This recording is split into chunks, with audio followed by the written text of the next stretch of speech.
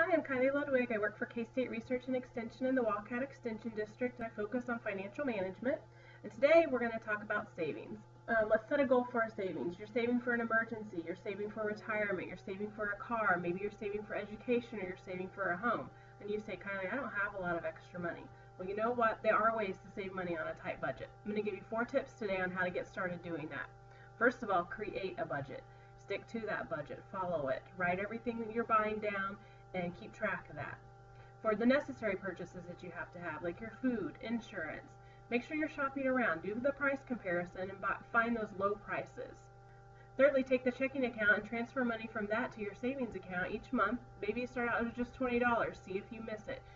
If not, add a little bit more. That's going to slowly build up over time. And then fourthly, take that loose change that you have and add it to your savings account also. Before you know it, you're going to have a couple of $100s in the savings account going towards those goals that you want. So I wish you the best of luck. If you have more questions, we have an email address here at the bottom of the screen, or you can give me a call at 620-784-5337. Thanks.